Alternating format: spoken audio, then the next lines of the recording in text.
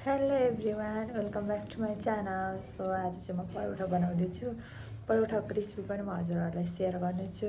हजुरहरू कसरी बनाउनुहुन्छ कमेन्ट गर्नु होला है त।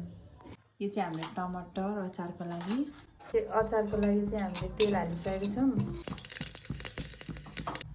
अचारको लागि चाहिँ सुरुमा हामीले मसला पड्कायौँ। अब त्यसपछि चाहिँ हामी यो अदुवा लसुन र खोर्सानीको पेस्ट एड गर्न गइरहेको छौँ। अब यसलाई चाहिँ गोल्डन ब्राउन हुन दिने। अब चाहिँ यो हल्का गोल्डन ब्राउन भयो जस्तै भयो। अब चाहिँ प्याज एड गर्ने हो गाइस। हेर्न सक्नुहुन्छ यसरी प्याज एड गर्ने।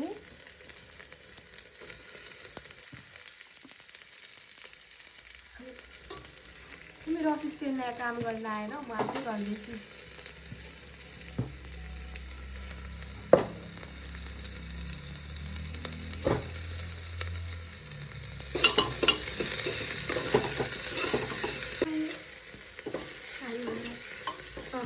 प्याज गोल्डन ब्राउन भइसक्यो। अब टमाटर एड गर्ने।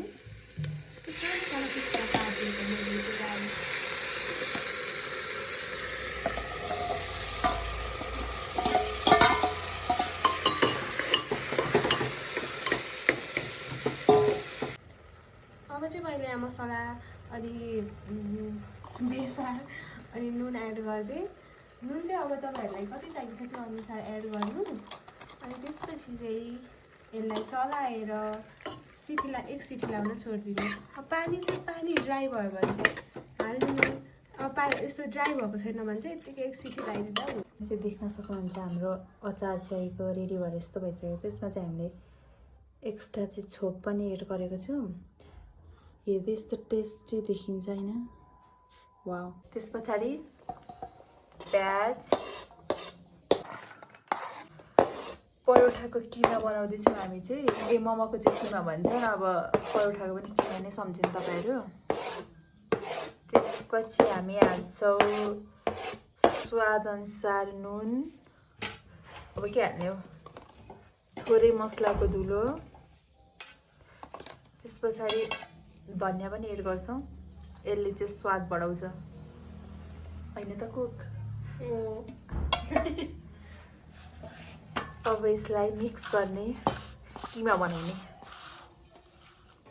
यस्तो छ हाम्रो किमा। परोठाको किमा चाहिँ हाम्रो रेडी भइसकेको छ, साथीहरू देख्न सक्नुहुन्छ।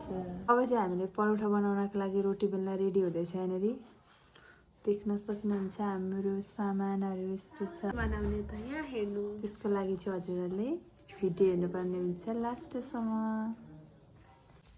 देख्न सक्नुहुन्छ यहाँनिर हामीले यसलाई तन्काएर के गरेर बोटुका जस्तो बनाएर चाहिँ हामीले आलु हालेर फिल गर्दैछौँ।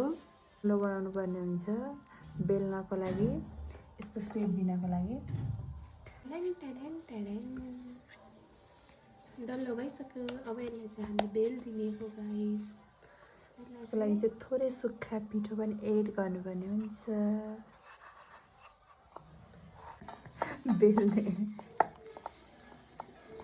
मजाले बेल्दाखेरि चाहिँ राम्रो आउने गरे। अब नर्भस भइसक्यो गाइस।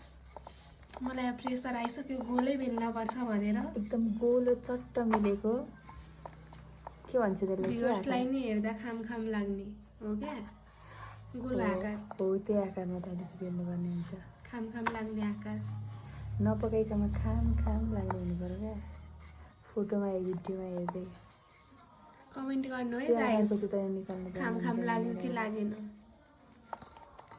देख्न सक्नुहुन्छ आलु चाहिँ बाहिर निस्किन लाग्यो जस्तो भएको छ। यो आन्द्रा भुँडी झरिन लाग्यो जस्तो धेर मोटो भयो।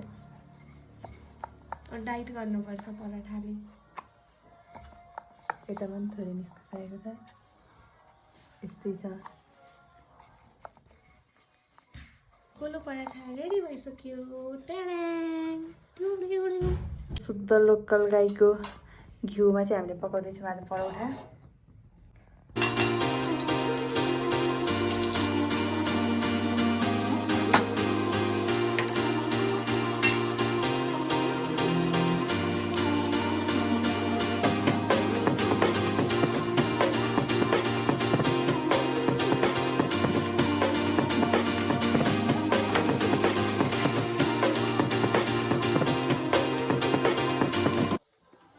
साइडमा चाहिँ हाम्रो परौठा पनि रेडी भइसकेको छ।